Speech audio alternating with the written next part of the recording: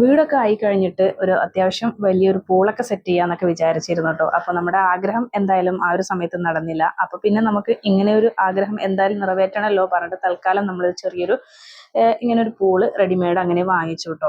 അപ്പം ഞാൻ വാങ്ങിക്കുന്ന സമയത്തെ ഞാൻ പറഞ്ഞു അത്യാവശ്യം വലുപ്പമുള്ളത് വാങ്ങാം, എന്നാൽ വലിയവർക്കും ഇരുന്നിട്ടൊക്കെ അത്യാവശ്യം പൂൾ ഉപയോഗിക്കാമല്ലോ എന്ന് പറഞ്ഞപ്പോൾ ഇക്ക പറഞ്ഞു തൽക്കാലം നമുക്ക് ഇത് ഉപയോഗിക്കാം, കാരണം അതിന്റെ യൂസ് ഒക്കെ എങ്ങനെയാണെന്ന് നോക്കട്ടെ എന്ന് പറഞ്ഞു. ഇക്ക പറഞ്ഞതുപോലെ തന്നെ എന്തായാലും കാര്യം അതേപോലെ തന്നെ ആയിട്ടോ. കാരണം ഒരു 1 വീക്കോളം ഇതിൽ വെള്ളം നിറച്ചിട്ട് കളിയും കാര്യങ്ങളൊക്കെ ഉണ്ടായി.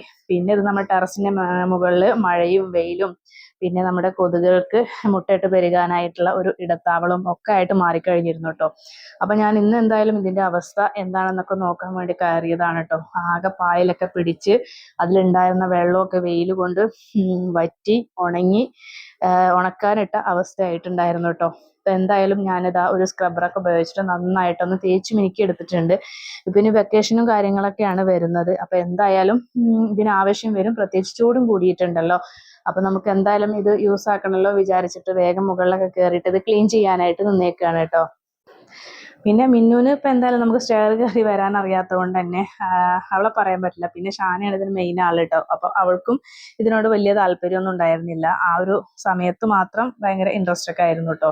അപ്പം ഞാൻ എന്തായാലും ഇതാ തേച്ച് വെളുപ്പിച്ച് ഇത്രത്തോളം ആക്കിയെടുത്തിട്ടുണ്ട്. നമുക്കിതിൽ ഫുള്ളായിട്ട് വെള്ളമൊക്കെ നിറച്ചിട്ടിട്ട് നമുക്ക് ഇനിത് റീയൂസ് ചെയ്യാൻ പാകത്തിന് ആക്കിയിടണം. അപ്പം എന്തായാലും റൂമിൽ കിടക്കുമ്പോൾ അത്യാവശ്യം നല്ല തണുപ്പായിരിക്കും. കാരണം ടെറസിൻ്റെ മുകളിൽ അത്യാവശ്യം ഇത് കഴുകിയ വെള്ളവും കാര്യങ്ങളും ഒക്കെ ആയിട്ടുണ്ട് കേട്ടോ. അപ്പം ഇന്നെന്തായാലും ഇത്തിരി തണുപ്പോട് കൂടിയിട്ട് തന്നെ നമുക്ക് താഴെ കിടന്നുറങ്ങാം.